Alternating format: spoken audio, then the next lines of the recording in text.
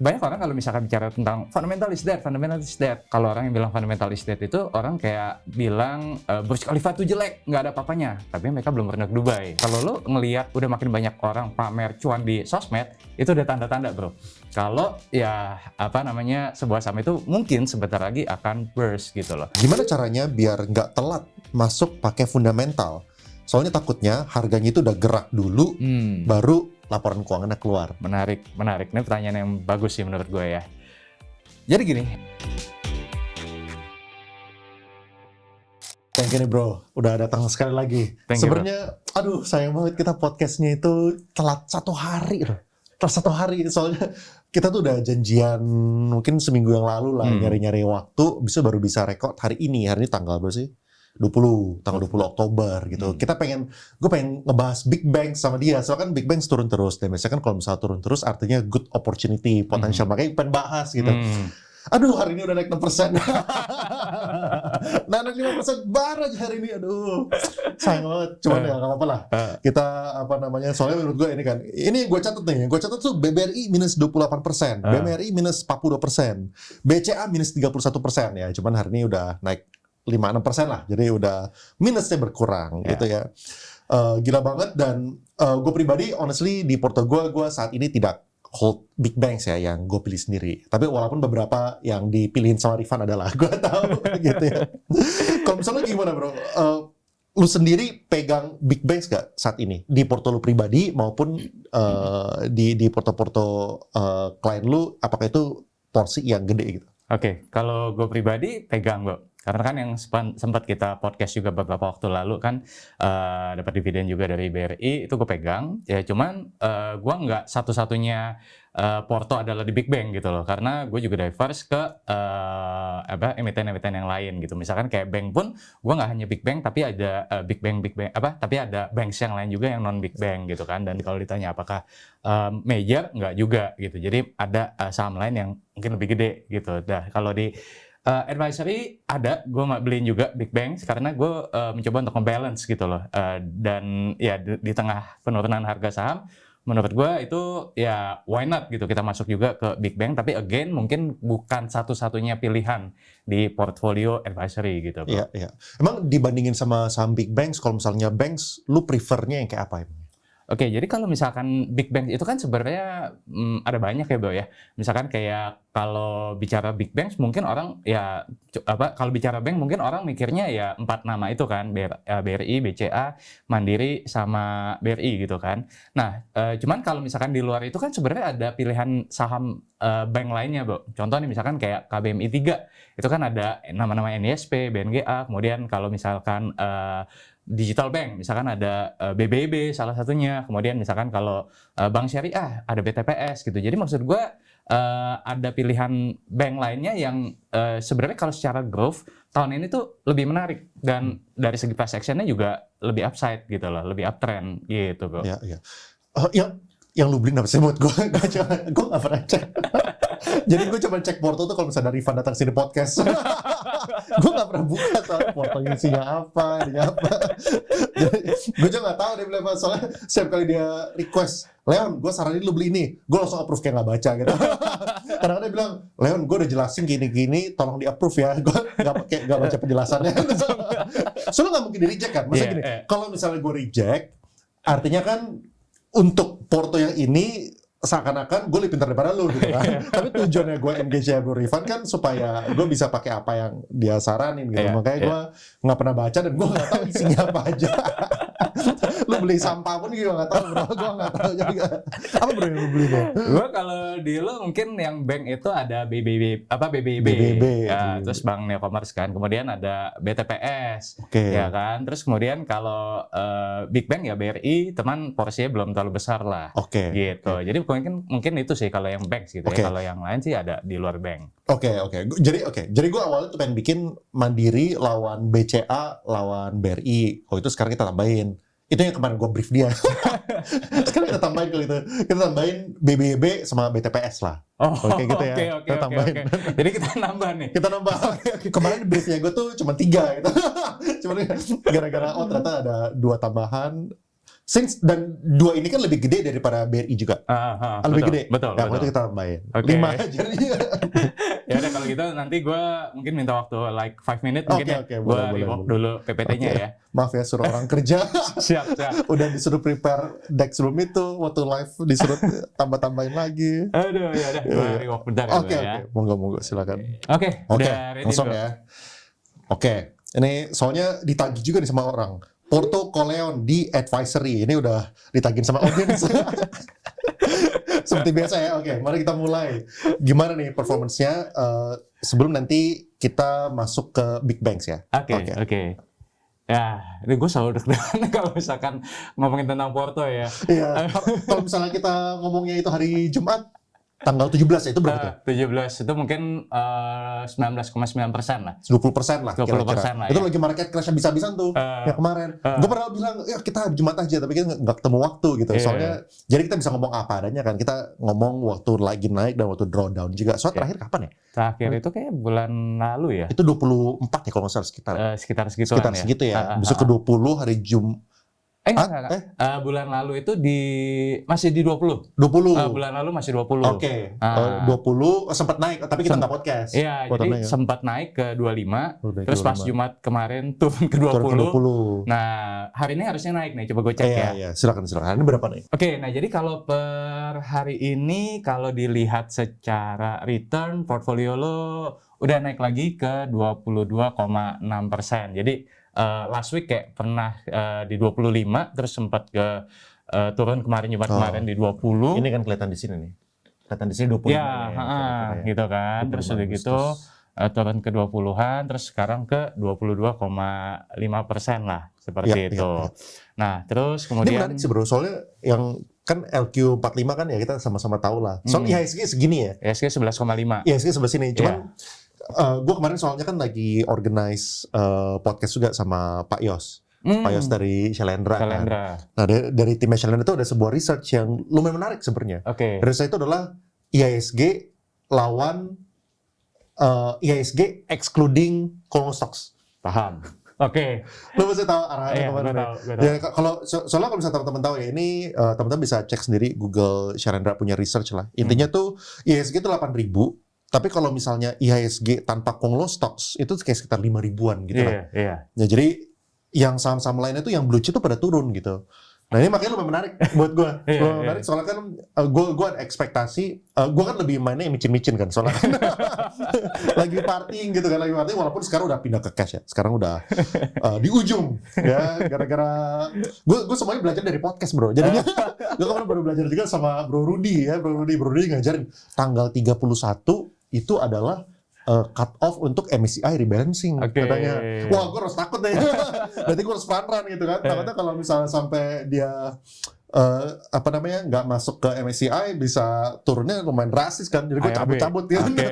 Nah makanya cuman gue expect kalau misal lu punya tuh turun, soalnya yang tadi gara-gara gue baca research-nya si Shalendra. Yang blue chip kan soalnya pada terkoreksi lumayan dalam kan. Makanya menarik sih, bisa dibilang resilient lah. Iya. Jadi sempat turun juga ke 20 kan. Jadi tetap ada drawdown dari 25 ke 20 kan lumayan lah, drawdown 5% kan. Cuman per kita podcast hari ini ya rebound lagi ke 22-an seperti itu.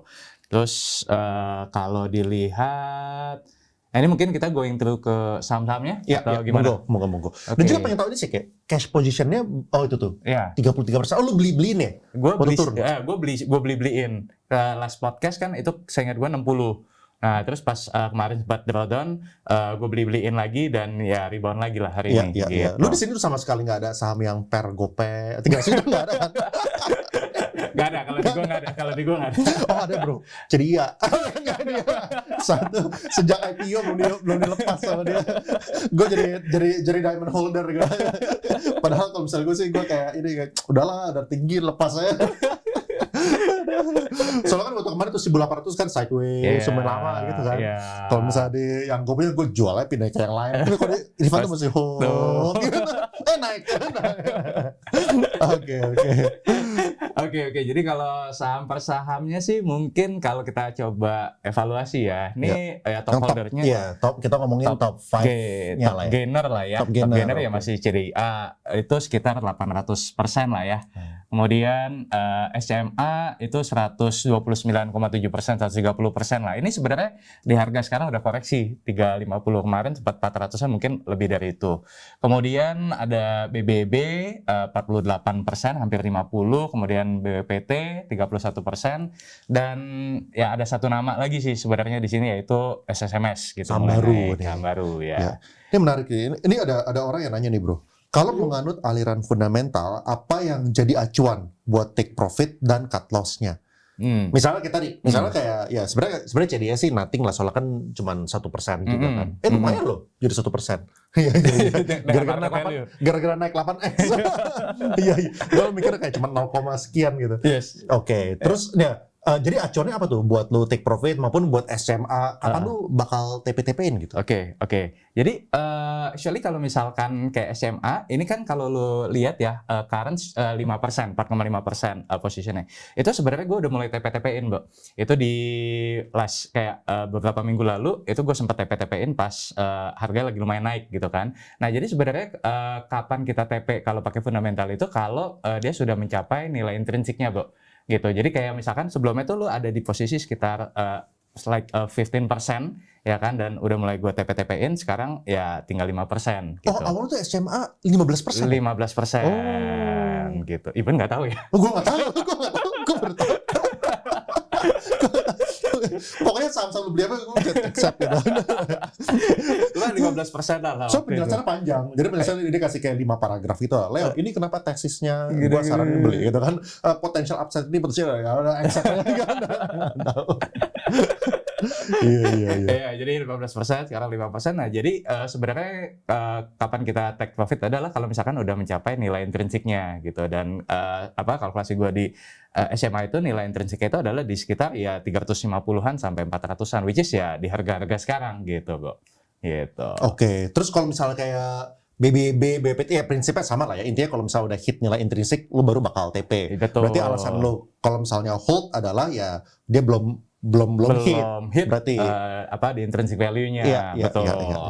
Kalau misalnya sebaliknya, kalau misalnya cut loss. Kalau cut loss itu kita harus lihat kenapa dia turun. Jadi kan kalau saham turun itu kan kadang ada dua penyebab ya. Satu yang dengan alasan fundamental, dua dengan alasan non fundamental kalau dari my perspective. Jadi kalau misalkan kayak harga sahamnya turun karena misalkan laporan keuangan Q3-nya tiba-tiba jeblok, ya itu gue akan cut loss ya kan. Atau misalkan ternyata ada competition yang benar-benar nggak bisa di catch up nih sama si emiten, ya itu gue akan cut loss gitu kan. Nah, tapi kalau misalkan harga sahamnya turun karena alasan ya contoh misalkan kayak flow asing lah, atau misalkan karena hal-hal yang sifatnya adalah non fundamental, ya jadi sentimen semata, itu gue nggak cut loss. Even gue mungkin akan hold or akan average down gitu. Jadi sebenarnya kita harus bedain penyebab kenapa di harga sahamnya itu turun, Bro. Iya, gitu. Harus tahu turunnya kenapa gitu. Betul. Okay. Saham Konglo apakah akan terus naik atau cycle-nya sekarang ke blue chip kok? Ini langsung terjawab dari pagi. Soalnya gue submit pertanyaan itu baru tadi pagi, jam 7 pagi. Sebelum market buka. Tahu-tahu jam 9 rally ya. Kita nggak tahu ya ini masih lanjut rally-nya atau enggak. Itu di podcast. Tapi intinya kalau misalnya ini ditanya jam 10 pagi, kayaknya pertanyaan ini nggak ada gitu. Terjawab dengan sendirinya. Menurut lu gimana tapi pendapat lu? Iya. Atau nggak lu punya pendapat kayak kenapa BCA bisa sampai naik 5-6% loh? Ya, jadi kalau gue lihat ya, sebenarnya kan gini, kayak lo tadi sempat mention di awal podcast bahwa saham BCA, BRI, dan lain-lain itu kan udah turunnya cukup signifikan lah. Like, udah lose their market cap itu udah sepertiganya. Dan itu mungkin kalau secara historical itu udah salah satu yang terbesar. Ini kalau kita bicara di luar COVID, di luar Global Financial Crisis 2008 gitu ya. Nah, itu sebenarnya nilai yang udah cukup besar. Dan kalau secara valuation, ya udah murah lah. Nanti gue ada siapin decknya juga, nanti mungkin kita bahas gitu ya. Okay. Nah, maksud gue gini, kalau kayak BCA, BRI, dan lain-lain itu kenapa dia turun dari topiknya, dari top price-nya, itu karena memang valuation-nya mahal at the time gitu kan, ketika mereka mencapai all time high di September 2024. Nah, investor atau pemegang saham itu pasti expect growth yang tinggi. But suddenly di 2025 ternyata pertumbuhan kredit melambat. Tumbuh tapi single digit gitu kan. Dari bottom line mungkin kalau kita bicara Bank Himbara turun. Nah, itu kan akan menghajar lah seperti itu. Ya kan, ditambah lagi dengan asing jualan. Nah, sekarang ini kalau kita bicara per kita podcast dan terutama di Jumat kemarin, itu valuation-nya udah murah, Bro. Nah, jadi orang akan mengadjust kembali ekspektasinya mereka, ya kan? Nah, jadi begitu market melihat bahwa pada satu titik ini udah murah, ya mereka akan kembali beli gitu loh. Nah, jadi baik itu dari sisi domestik ataupun mungkin dari sisi foreign. Nah, tapi kan kita belum bisa lihat datanya ya, tapi kita lihat beberapa waktu ke depan kalau misalkan foreign juga masuk ya mungkin aja ya harga sahamnya akan lanjut naik gitu, Bro. Ya. Mengapa memilih sebagai value investor? Apa karena telah mencoba yang lain atau pure milih itu? Oke. Jadi mungkin kalau gue kan mulai di market tuh 2008, Bro. Ya 2008 sampai 2010 kalau kita kenal waktu itu di 2008, mungkin gue beda banget, Bro. Jadi gue tuh sebenarnya mulai dari seorang trader. Nah, jadi gue dulu bukan fundamentalis, bukan value investing, tapi gue mulai dari trader dulu 2008 sampai 2010. But suddenly gue sempat kayak kena drawdown cukup gede juga di tahun tersebut, dan kemudian di sisi lain gue juga waktu itu kan sempat gue jadi profesional dulu tuh, ya kan. Nah, gue ngerasa bahwa kayaknya nggak cocok nih buat gue gitu kan, karena ngeganggu gue punya activity, pekerjaan, ya kan. Dan akhirnya gue waktu itu memutuskan untuk pindah haluan ke fundamental, dan gue coba tuh sempet kayak 1 tahun itu gue compare satu porto buat trading, satu porto buat investing. Dan yang trading ini kan gue beli jual, yang investing gue nggak terlalu banyak lah, beli terus hold gitu kan. Lo tau nggak, setelah setahun ternyata portonya lebih cuan yang investing. Nah, dari situ gue berpikir gitu, kenapa gue harus put so much effort gitu loh untuk buy and sell kalau misalkan gue bisa buy and hold tapi dengan hasil yang lebih baik gitu lah. Since then gue perdalam di fundamentalnya dan value investingnya sampai dengan saat ini gitu. Ya ini tadi ini ya kayak orang tuh punya jalan masing-masing gitu kan. Kalau misalnya, ya gue ngerti sih kalau misalnya trading jadi bisa menyita waktu dari kita punya pekerjaan lah, soalnya harus pantengin kan. Harus lebih sering. Kalau misalnya lu invest kan lu buy hold kan, buy hold, jadi lebih nggak makan effort lah. Iya Effortless, betul. Apalagi kalau misalnya Rifan yang ngurus, gue tinggal mencet accept. Sahamnya lebih effortless lagi. Sahamnya nggak tahu apa. Menurut Korifan, tanda-tanda permulaan era Konglo sudah over itu apa? Satu mungkin valuation ya. Jadi tapi valuation-nya udah 500.000 juga dihajar terus, bro. Ya. Jadi kalau kita bicara in science way gitu ya. Ya ketika sebuah perusahaan PE-nya udah gila-gilaan, nggak karu-karuan, tapi masih terus naik, itu mungkin udah tanda-tanda ya kan bahwa kita mungkin nggak hanya bicara saham Konglo, tapi kalau kita bicara ini kan lah, misalkan kayak 2021 ketika eranya saham bank digital, 2020 ketika saham farmasi naik gila-gilaan, itu kan juga sama gitu, Bro. Jadi fenomena ini sebenarnya bukan pertama kalinya kalau gue lihat. Jadi waktu itu 2020 saham farmasi naik gila-gilaan karena COVID, 2021 karena new economy gitu kan, itu naik gila-gilaan, tapi at some point ya it will burst gitu loh. Nah, itu mungkin kalau kita bicara secara science way-nya dari sisi valuation-nya. Yang kedua adalah, ini kalau secara psikologi, kalau lo ngelihat udah makin banyak orang pamer cuan di sosmed, itu udah tanda-tanda, Bro. Kalau ya sebuah saham itu mungkin sebentar lagi akan burst gitu loh. Ya. Nah, itu menurut gue sih, jadi kalau dari segi psikologinya ya.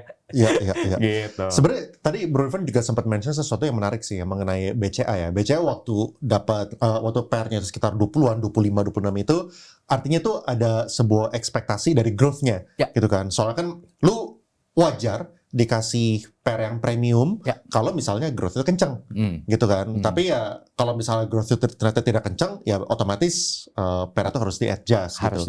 Makanya ada satu rasio lagi yang menurut gue lebih baik daripada PE ratio, sebenarnya itu PEG gitu, price earnings to growth ratio gitu.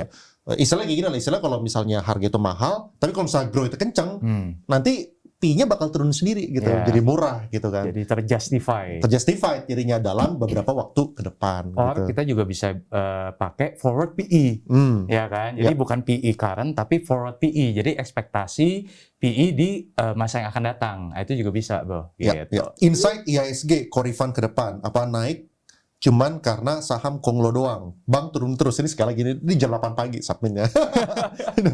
Kecepatan 2 jam. Tapi gimana? Tapi pertanyaan adalah apakah ini akan lanjut terus atau kayak gimana menurut lo gitu? IHSG-nya ya. IHSG dan juga apakah saham Konglo akan naik terus dan apakah saham banking akan turun terus gitu atau akan koreksi lagi nih setelah naik hari ini? Oke, mungkin kita divide jadi 3 part ya, IHSG, Konglo, dan Big Bang gitu ya. Karena gue mungkin jawabannya akan berbeda untuk 3 hal ini, Bro. Yang pertama mungkin IHSG dulu. IHSG kalau kita ingat di bulan April itu 6.000, sekarang mungkin 8.000-an per kita podcast hari ini, itu kan berarti udah naik sekitar 31% ya within mungkin 4 or 5 months gitu kan, dan secara historical itu kenaikan yang cukup tinggi ya kan. Nah, dan hampir tanpa rem loh kalau kita lihat kan. Nah, jadi kalau gue melihatnya adalah akan ada koreksi. Dan we need the correction supaya IHSG bisa naik lebih tinggi lagi.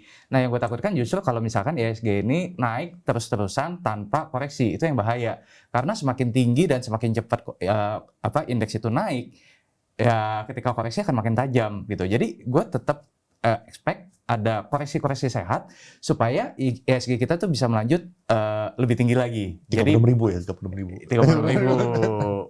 Pelan.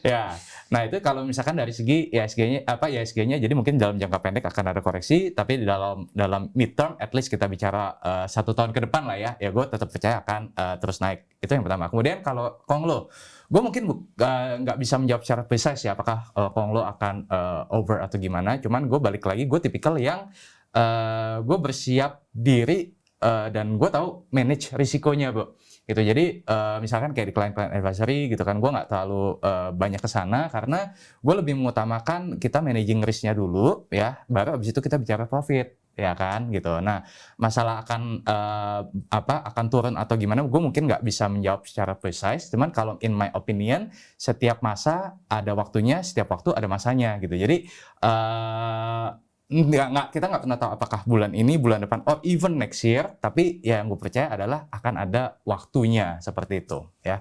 Kemudian kalau bicara Big Bang atau blue chip apakah akan terus turun, menurut gue juga enggak gitu. Kalau sepanjang pengalaman gue di market 17 tahun, tidak pernah ada satu saham yang turunnya terus-terusan, tidak pernah ada juga saham yang naiknya terus-terusan. Jadi di setiap kali ada downturn pasti ada upturn, di setiap ada upturn pasti ada downturn. Nah, demikian pula dengan assumption-nya adalah fundamentalnya no change ya. Betul. Atau change ke arah yang lebih baik. Iya kan gitu. Maksudnya soalnya kalau misalnya yang turunnya itu berkelanjutan turun terus, biasanya issue sama fundamental. Isu sama fundamental, net profitnya turun terus, or even mungkin ada competition yang tadi kita mention. Nah, tapi kalau misalkan dengan asumsi bahwa fundamentally tetap strong gitu kan, mungkin in short run akan ada angin-angin yang membuat harga sahamnya turun gitu kan. Tapi tadi balik lagi kita bicara mengenai ekspektasi. Ketika harga saham turun, ekspektasi orang kan akan turun. Dan ternyata ketika dia bisa deliver kinerja yang ternyata above expectation, ya market akan kembali mengapresiasi. That's why gue suka dengan tipikal saham turnaround, Bro, yang tipikal Mount Everest itu, karena orang ekspektasi pasti rendah di sana, gitu. Tapi ketika dia bisa deliver high growth, nah naiknya juga akan gila-gilaan, gitu. Waktu sahamnya turun terus, orang udah nggak ngomongin tentang saham itu, ekspektasi udah rendah. Rendah banget, iya kan. Tapi ternyata dia bisa bisa outperform. Nah, orang akan appreciate harga sahamnya, gitu. Iya. Korifan, kondisi market seperti sekarang, apakah pegang cash atau pegang barang? Terima kasih. Oke. Ini apakah lu punya pribadi, itu mirip dengan klien punya position gitu? Misalnya kan 70-30 gitu misalnya. Iya. Gue punya porto sebenarnya kalau in terms of equity sama cash mirip kayak lo. 70-30. Ya. Itu kalau yang pribadi.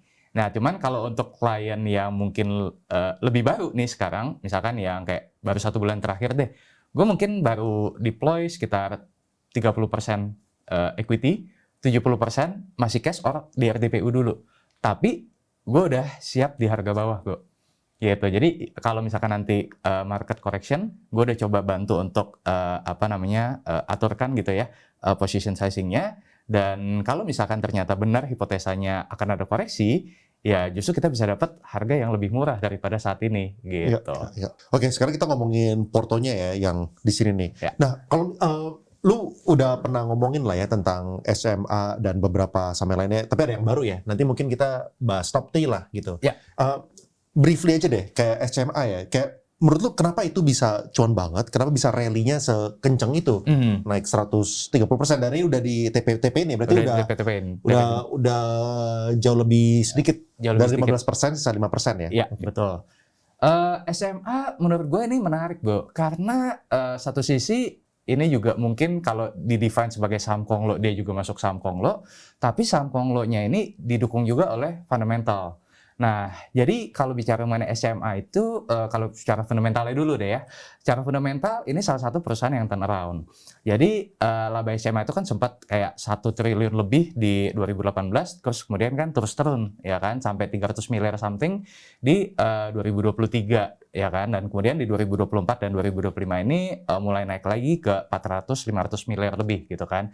Nah, tapi itu satu, mulai ada perbaikan, ya. Kemudian yang kedua adalah, tadi yang gue bilang nih, ketika SMA di 120, orang tuh udah nggak expect apapun terhadap SMA. Yang tadi kita mention bahwa mungkin kalau SMA di 2024 itu nggak ada yang ngomongin, ya kan? Tapi gue melihat bahwa ini menarik. Ya, satu, ya waktu itu sempat ada pilpres, ya kan? Cuman again, orang nggak ngomongin. Tapi menurut gue itu menarik. Yang kedua adalah, ya ada narasi bahwa video akan IPO. Dan kita tahu SMA juga punya kepemilikan saham di SMA gitu kan. Di video. Nah, kalau misalkan benar video ini IPO, ya ada value yang belum di-unlock dari SMA ini gitu kan. Itu dua. Kemudian yang ketiga, kepemilikan si SMA ini kan juga banyak dipegang oleh MTech. Nah, MTech juga terus menambah kepemilikan di SMA.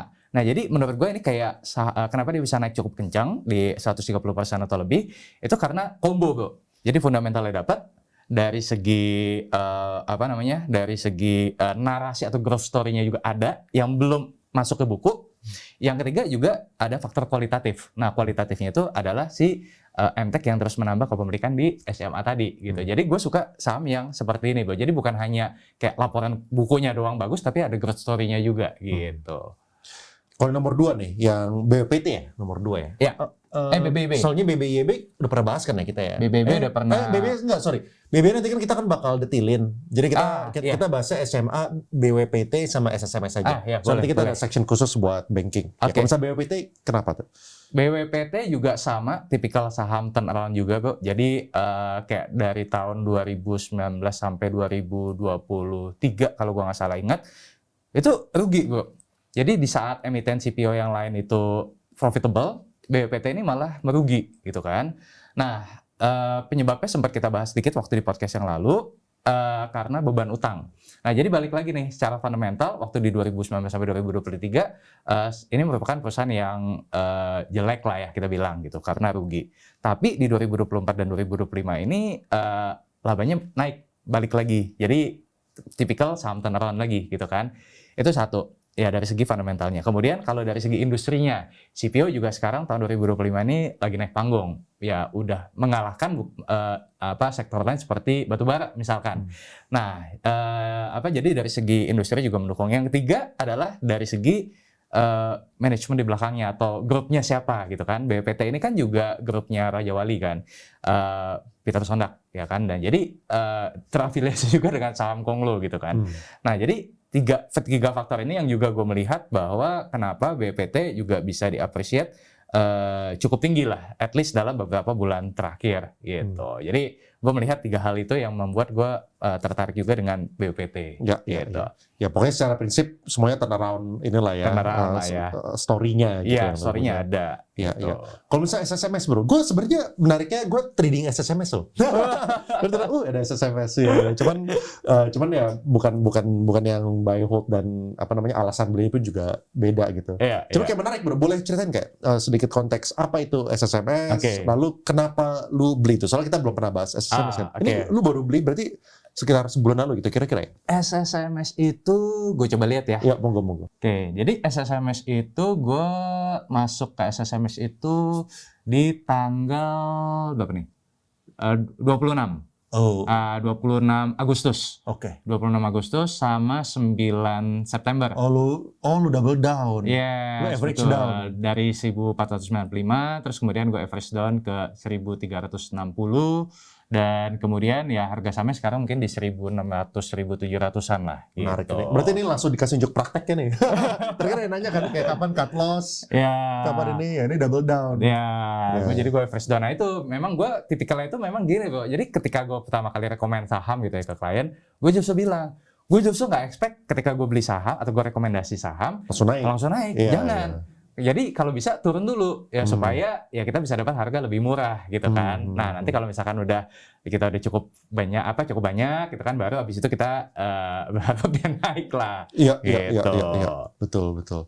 Menarik. Nah, Iya. terus tapi kalau misalnya ini ya kalau misalnya nanya nanti malah jadi seakan-akan advice buat beli lagi. Gue tadi pengen nanya, ini udah memenuhi price targetnya belum? Gitu. Tapi jangan. Ya, Tapi sebenarnya ya kalau misalnya lihat ini, lu bisa mengira-ngira sendiri lah sebenarnya. Kan belum ada sell ya sebenarnya. Oke, skip. Iya. Makanya menarik ya, kayak landasan lu beli itu tuh sebenarnya ada kan kita tahu lah ya, kayak ada 2 kubu ya gue lihat.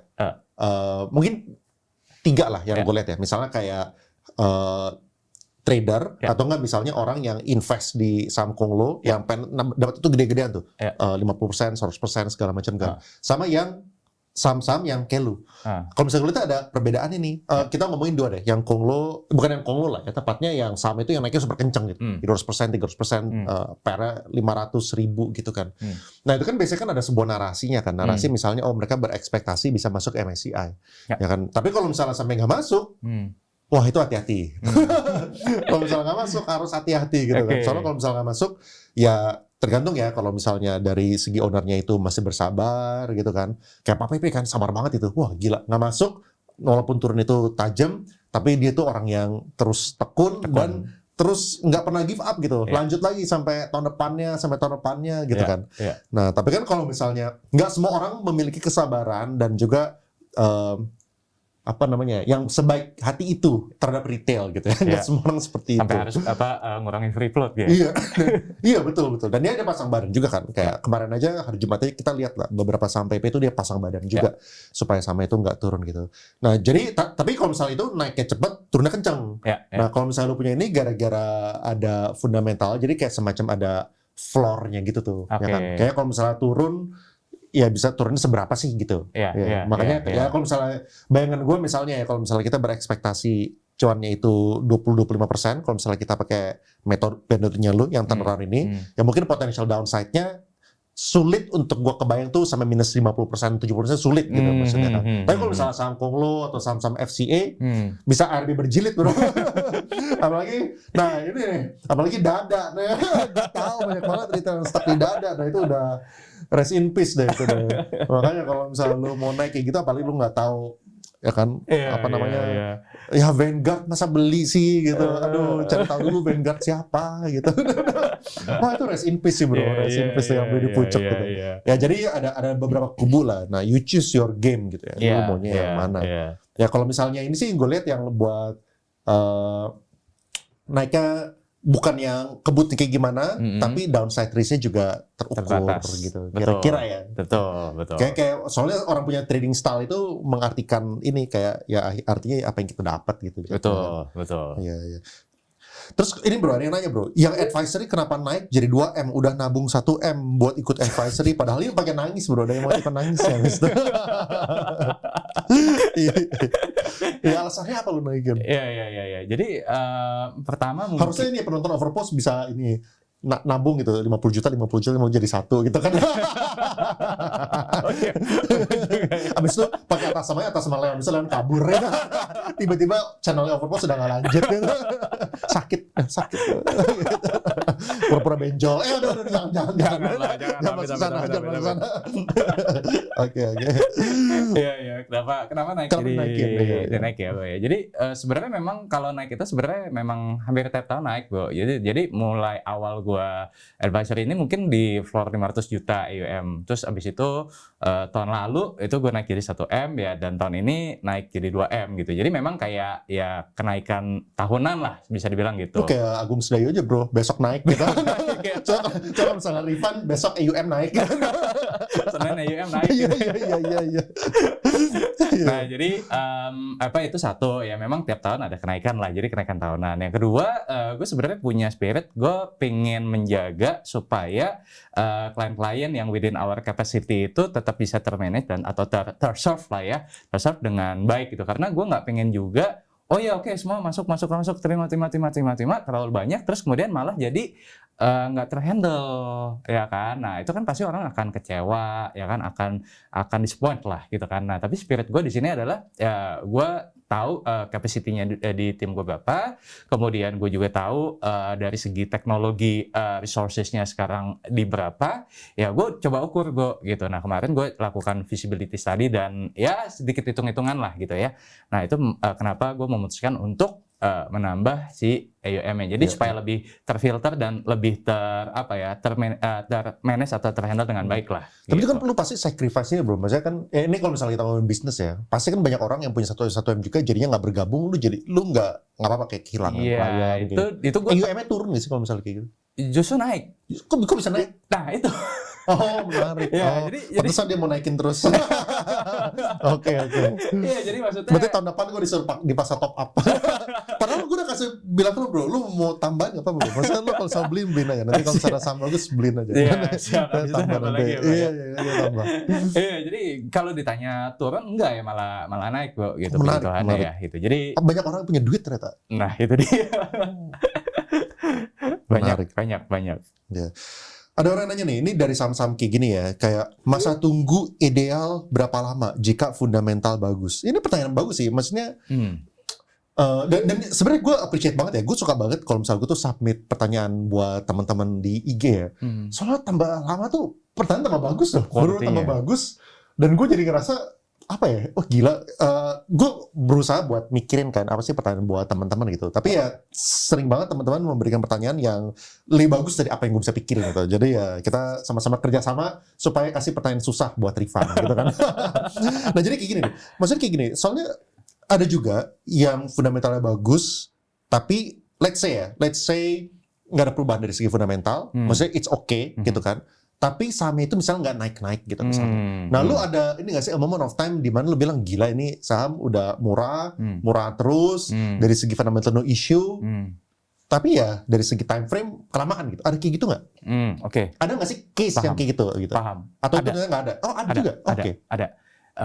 Jadi gini Bu, sebenarnya kalau kita bicara fundamental itu kadang orang salah kaprah. Jadi kadang orang kalau misalkan kan mungkin, nah ini rencananya bakal gue bahas di acara The Great Calibration hari Sabtu ya, acara Kompas. Tapi kita nggak jalan ya, udah habis. Itu 5 hari gue upload udah habis. Udah dari 3 bulan lalu habis ya. Jadi makanya mungkin soalnya kayak kan gue baru upload tentang IG-nya, tapi banyak orang yang nanya ini cara beli kayak gimana ya.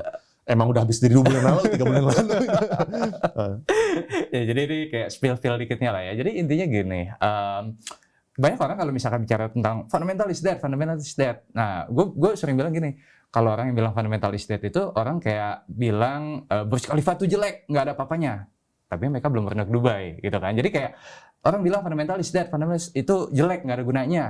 Ya, either dia nggak ngerti apa itu fundamental, atau even dia nggak tahu bagaimana cara fundamental itu bekerja, gitu kan. Nah, jadi kalau gue lihat, banyak orang yang mengartikan fundamental itu adalah hanya laporan keuangan. Nah, menurut gue itu salah kaprah. Kenapa? Karena kalau kita bicara fundamental, it's beyond that, ya kan. Jadi, nggak semua saham itu digerakkan oleh laporan keuangan. Ya, jadi kalau gue mendefine sendiri adalah fundamental itu kalau bicara laporan keuangan mungkin sekarang 30%, 30%, dan kalau kita bicara mengenai non laporan keuangan atau yang sifatnya adalah kualitatif, itu mungkin udah 60-70% gitu loh. Jadi sekarang lebih banyak ke faktor kualitatifnya. Nah, contoh nih misalkan kayak SCMA gitu kan. SCMA kalau misalkan lo pakai PI sekarang, ya itu mungkin sekarang pas gue beli itu mungkin sekitar PI 20-30 kali. Oh, Mahal. Ya kan, secara orang bilangnya, oh mahal dong, nggak masuk dong value investing. Jangan salah, itu kalau misalkan kita pakai PI sekarang. Nah, cuman kan kita perlu lihat forward-nya ada apa nih, ya kan? Dan forward ini yang kita bisa projection ke depan, kira-kira labanya dia akan jadi berapa. Nah, itu yang kita hitung, ya kan? Nah, kalau misalkan kita hitung PI-nya SMA dengan, gue ada modelingnya tapi gue lagi nggak bawa, tapi intinya gue hitung kalau di harga 120-140-an, PI-nya SMA itu 6-7 kali, which is murah gitu loh. Nah jadi maksud gue adalah, orang kalau bicara fundamental is dead itu, ya orang mungkin pikirnya, oh laporan keuangannya turun, ya berarti nggak menarik untuk dibeli, ya kan? Tapi sebenarnya kita bisa pakai reverse logic, yaitu gimana kalau misalkan ternyata dengan adanya perbaikan kinerja yang udah kita bahas yang lalu, ternyata labanya naik. Dan sebaliknya juga, Bro, kalau misalkan labanya naik, apakah artinya sahamnya juga akan naik? Belum tentu juga. Kita ambil contoh lah ya, misalkan Astra deh, ya. Astra mungkin sekarang ada kenaikan, tapi kalau kita bicara jangka waktu yang lebih panjang, tetap trennya turun. Kenapa? Karena faktor kuantitatifnya oke, laba naik. Tapi kalau bicara faktor kualitatifnya, ya market saya rasa lagi dihajar sama BYD kayak kita podcast yang lalu gitu kan. Nah, orang itu akan khawatir kalau misalkan ternyata nanti BYD-nya makin besar, apalagi sekarang udah bangun pabrik segala macam, ada merek-merek lain juga makin gila ya kan. Nah, itu kan ketakutan-ketakutan seperti itu yang menurut gua akan cukup mempengaruhi gitu loh. Nah, jadi kalau ditanya tadi balik lagi, pernah nggak ada yang saham yang misalkan kita call terus ternyata nggak naik? Ya jelas pasti ada. Ya jadi contoh misalkan kayak waktu itu gue pernah ada call SMGR. Nah SMGR itu di harga waktu itu kayak masih 6.000 something gitu ya.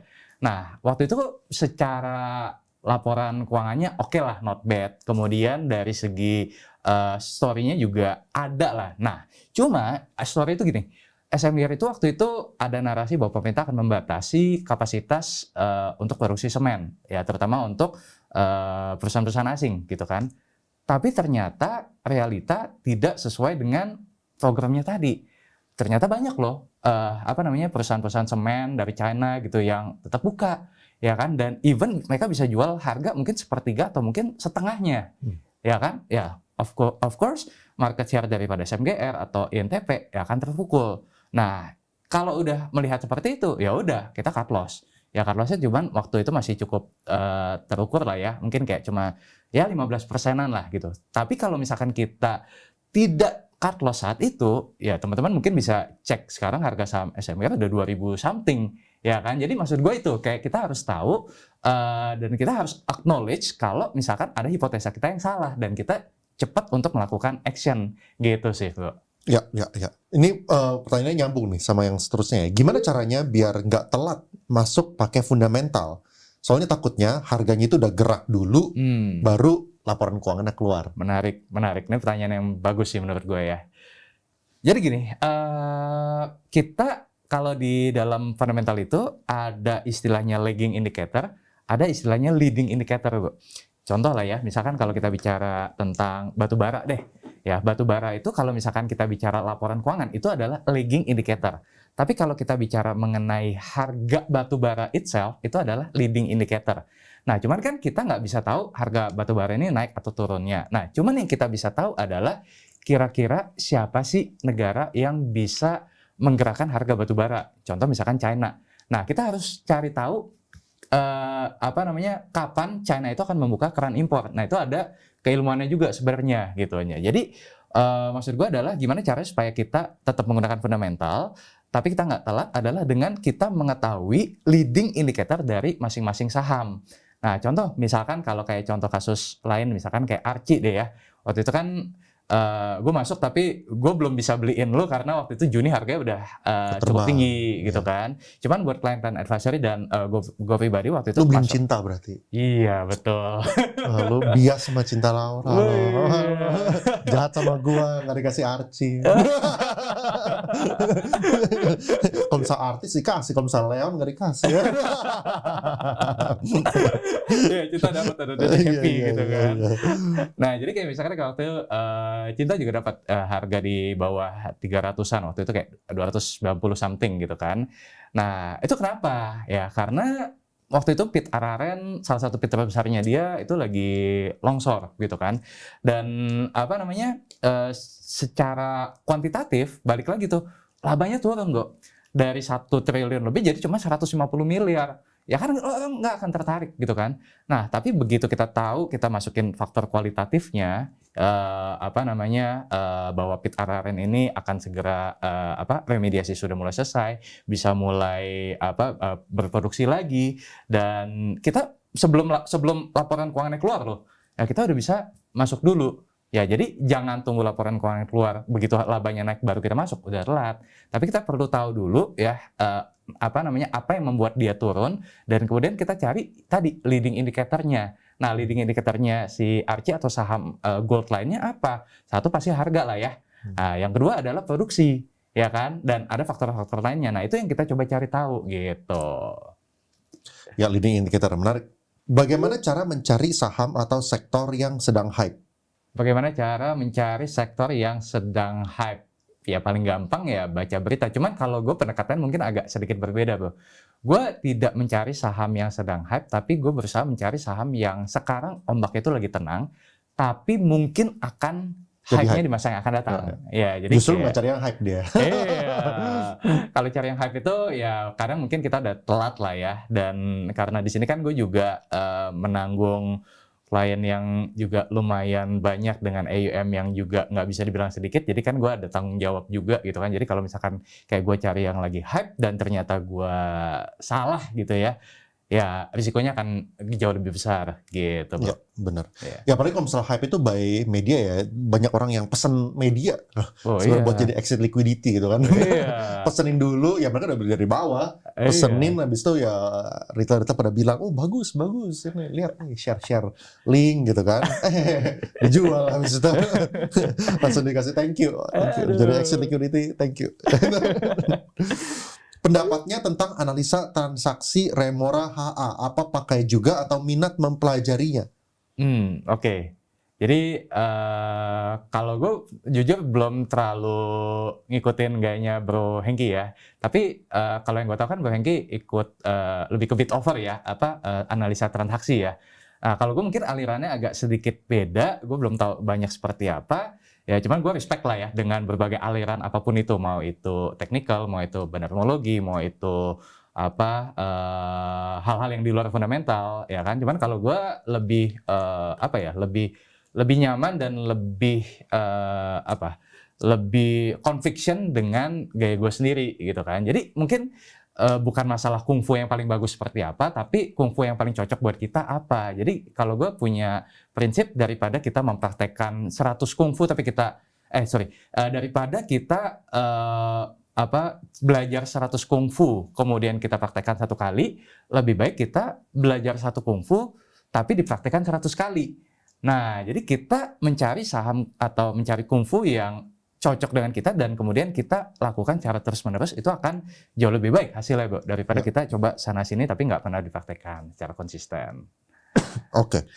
Sekarang kita masuk ke topik selanjutnya nih, yaitu untuk Big Bank. Ini pertanyaan orang nih. Laporan keuangan untuk Big Bank K, prospek BBRI ke depannya Korifan. Nah, ini masuk ke topik kita, yaitu BRI lawan Mandiri, lawan BCA, lawan BBB, lawan BTPS. Oke bro, kita langsung aja. Lu punya decknya kan ya? Jadi gue udah gak usah kasih pertanyaan gitu. Biar dia presentasi sendiri. Gue gak usah nanya. Soalnya bro ya, pengen nanya sih ini sih, kayak kenapa saham banking kemarin turun dan lain-lain gitu. Oke. Langsung bahas bro, kenapa saham banking pada turun belakangan ini? Oke, tapi sebelum kita bahas banking, tadi gue baru ingat ada satu hal yang gue belum jelasin tentang yang SSMS, bro. Mau Oke. SSMS Monggo. dulu kali ya? Boleh. Silahkan. Oh, disiapin detail tentang SSMS. Oh, gue tidak tahu. Asik. Oke, silahkan. Oke, so jadi ya bicara sedikit tentang SSMS lah ya. Jadi just like the other company ya. Ini maksudnya tesis kenapa dia beliin ya. Yes. Jadi dia bukan presentasi SSMS supaya lu beli, bukan. Enggak. Tadi kan kita bahas SSMS. Yes. Habis itu biasanya kan kalau misalnya teman-teman pertama kali nonton podcast gue sama Rifan, biasanya itu dia jelasin seperti ini gitu, kayak run through per emiten. Gue nggak tahu disiapin. Karena kan itu udah jadi kayak ya tiap kali misalkan ini gue harus kasih tahu kenapanya kan ke klien kan gitu. Makanya gue udah nggak usah baca dia punya WA. Leon beli SSMS nggak usah. Tunggu podcast seterusnya. Oh, alasan lu beli ini. Oke, siap. Silakan bro. Ya, oke. Jadi kalau SSMS ini just like the other company lah ya. Jadi dia perusahaan perkebunan kelapa sawit. Terus kemudian dia juga ada jual minyak dan lemak nabatinya, ya kan. Kemudian kalau dari sisi operasional ya ini mungkin simple aja, tapi yang pengen gue di highlight di sini adalah SSMS ini punya keunggulan yaitu dia punya umur kelapa sawit kok saat ini 40,9% itu ada di posisi yang premature. Jadi kalau kita bicara mengenai industri CPO itu nggak bisa kayak coal. Jadi kalau coal itu kan saat ini harga lagi tinggi, saat ini juga kita produksi, kita langsung jual dengan harga tinggi, ya kan? Nah, kalau CPO itu nggak bisa kayak gitu, bro. Jadi kalau misalkan sekarang harga tinggi, tapi umur kelapa sawit lo terlalu muda atau terlalu tua, lo nggak bisa jual dengan harga tinggi. Karena ada masanya, nah masa prime-nya itu di berapa? Di 8 sampai 15 tahun. Nah, kalau kita bicara mengenai SSMS, dia punya salah satu keunggulan yang mungkin tidak terlalu banyak dimiliki oleh emiten lainnya adalah 40% dia punya kelapa sawit itu ada di 8 sampai 15 tahun. Nah, jadi pas harganya tinggi, pas dia punya kelapa sawit juga tinggi, dia punya kelapa sawit juga di prime age gitu kan, ya harganya bisa tinggi seperti itu. Nah, kemudian ini ya secara operational highlight mungkin gue agak sedikit nggak usah terlalu panjang lah ya, takutnya teman-teman overpost bingung. Tapi intinya gue pengen highlight di sini adalah dia punya yield itu salah satu yang tertinggi lah di industri. Ya ada istilahnya FFB yield, ada istilahnya CPO yield segala macam, ada istilahnya oil extraction rate. Nah ini mungkin agak sedikit teknis, tapi intinya adalah semakin bagus yield-nya atau semakin tinggi extraction rate-nya, ya lo punya margin bisa lebih tinggi seperti itu. Kemudian, nah ini kalau kita bicara mengenai laporan keuangannya ya atau financial-nya, dari sisi buku gitu ya, laba bersih dari SSMS ya naik sekitar 7% secara pendapatan dan laba bersihnya tak naik sekitar 100% secara Q-on-Q gitu. Ada efek dari kenaikan harga CPO. Dan kemudian di sisi lain kalau kita lihat di sebelah kanan, rasio utang dari SSMS ini juga terus mengalami penurunan. Jadi satu sisi bottom line top line-nya naik, bebannya turun, ya maka laba akan naik. Secara simpel seperti itu. Ya, kemudian ya kenapa SSMS? Waktu itu kenapa gue rekomen ke client advisory SSMS karena dia punya efisiensi dan produktivitas yang tadi gue sempat mention, salah satu yang tertinggi di industrinya juga gitu. Ada istilahnya yield TBS ya, itu di sekitar 7,5 sampai 10,8 ton per hektar, itu lebih tinggi daripada rata-rata industri, dan dia punya extraction rate itu di atas 20%, termasuk salah satu yang one of the best lah di sektor CPO. Coba kita lihat ini bro. Sebelum kesana kita lihat saham SSMS dulu deh. Tapi setahu gue dia nggak sampai yang kayak Mount Everest gimana, ya nggak sih? Atau gue? Yes, kalau bicara mengenai SSMS, tuh beda seperti beda. yang biasanya. Ya, menarik ini makanya. Beda. Ini yang ini agak beda lah. Ada sedikit lah. Ini apa ya? Gunung apa ya? Bromo. Yang lebih pendek lagi apa ya? Merapi. Iya. Tangkupan perahu bro. Lebih landai lah. Lebih landai. Di sini. Iya. Nah ya gue trading di sini nih. Di sini gue tradingnya nih. Di sini gue tradingnya. Tahun lalu. Buy sell kayak gitu sih. Iya. Makanya gue lumayan ngikutin lah. Sayangnya buy sell, bisa nggak dapat kali ini. Itulah trader kan. Kerja keras gitu kan. Buy sell, memberikan kontribusi terhadap sekuritas. Gak apa-apa. Kita untuk bekerja untuk memajukan ekonomi Indonesia. Bukan dompet sendiri. Oke, lanjut. Berarti lu belinya itu di? Tadi di Agustus sama September. Oh, menarik. 2025 di sini, Bro. Sorry. Di sinilah 1.300-an dari 1.300 1.400-an. Di sini ya. Iya, Ya, betul. ya. Oke. Menariknya, oke, dari sini ada penurunan juga nih. Yes. Ya. Oke, kita lanjut. Oke, lanjut lagi ya. Oke, kemudian yang lain ya ini mungkin secara bisnis dia salah satu yang terintegrate lah ya, baik dari sisi upstream maupun dari sisi downstreamnya juga, karena dia punya anak usaha yang salah satunya yang yaitu Cebut gitu ya, Citra Borneo Utama. Dia lebih banyak main di produk turunan atau downstream, sementara SSMS sendiri itu lebih banyak di upstream seperti itu. Nah, yang gue juga tertarik dari SSMS itu adalah dia ekspor ya ke Eropa, China, India, Timur Tengah, tapi udah dalam bentuk refined oil. Jadi bukan hanya crude-nya. Nah, jadi harga itu bisa lebih tinggi gitu. Nah, intinya ya SSMS lebih tahan dan lebih resilient terhadap volatilitas regulasi ekspor. Karena kan sekarang kalau di CPO itu lagi ada ancaman yaitu EUDR, ya Uni Eropa Deforestation Regulation gitu. Nah, SSMS karena dia sudah punya sudah comply lah ya. Jadi ini salah satu yang lebih resilient dibandingkan dengan yang lainnya gitu, Bro. Bisa ekspor lah jadinya. Ya, bisa ekspor, betul. Kemudian ya ini dia aktif menerapkan ESG dan traceability. Ini salah satu prasyarat yang diwajibkan oleh si Uni Eropa tadi gitu. Dan mungkin yang terakhir ya dari segi keuangannya ROE-nya salah satu yang tertinggi juga di industri, dan juga net profit margin-nya juga cukup. Boleh jelasin tebal. dari segi ROE bro? Kayak apa sih? Kenapa sih itu sebuah matriks yang penting buat dipantau? Apa itu artinya? ROE itu kan return on equity ya. Jadi secara formula itu adalah laba bersih dibagi dengan equity. Jadi kayak lo punya 100 juta, kalau company A 100 juta, lo bisa hasilin 10 juta. Company B lo punya 100 juta equity, tapi lo bisa hasilin laba bersih 20 juta. It means si company A tadi return on equity-nya adalah 10%, si company B itu return on equity-nya adalah 20%. Berarti dengan modal yang sama, tapi company B ini bisa menghasilkan laba lebih besar dibandingkan dengan company A gitu. Nah, jadi ROE itu juga jadi salah satu matriks yang dilihat oleh investor untuk menentukan apakah perusahaan ini layak dihargai di valuasi premium atau tidak. Contoh kalau misalkan nih, lu cuma bisa kasih return dari lu punya equity 5%, tapi lu punya price to book value itu 2 kali, itu kan terlalu mahal. Tapi kalau misalkan lu price to book value 2 kali, lu bisa hasilin return on equity 30%, itu murah. Nah, jadi PBV atau price to book value sendiri tuh lu nggak bisa lihat hanya dari kacamata PBV tok, tapi lu juga bisa bandingin dari return on equity perusahaannya seperti apa. Oke. Gitu. Nah, kemudian ini mungkin yang terakhir ya, ada potensi ekspansi hilir ya, dengan dia ada kepemilikan di refinery, dan juga ada inisiatif untuk memperkuat dari sisi downstream. Nah, jadi bisa volume dan marginnya juga akan tumbuh lebih positif lah. Kurang lebih seperti itu sih. Untuk SMS ya. Ya. Dia kalau misalnya dari segi ownership-nya segala macam nggak ada story ya dari kayak akuisisi apa gitu sih.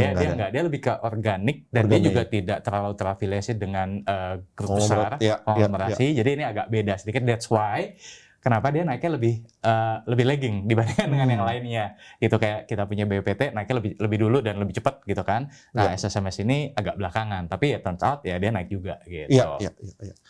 Oke, sip. Sekarang kita masuk ke banking. Gue kemarin lagi ngecek buat depo di BCA. Bunganya kepala 2 gitu. Udah kepala 2 ya sekarang ya. Pak Purbaya efek ini. Gila bro. Supaya nggak nyimpen di depo. Iya. Diputerin bro. Kalau Bank Himbara itu lagi turun, BBB dan BTPS itu malah turnaround. Jadi kayak siklusnya tuh agak beda meskipun sama-sama bank, tapi siklusnya tuh beda. Jadi mantranya gue selama 17 tahun gitu bro. Jadi buy in bad times, sell in good times. Dan gue malah suka kalau misalkan ada bad news. Jadi kayak gue benar-benar menantikan kapan sih akan ada another kayak drawdown yang kayak April kemarin deh, ketika Trump mengumumkan tarif.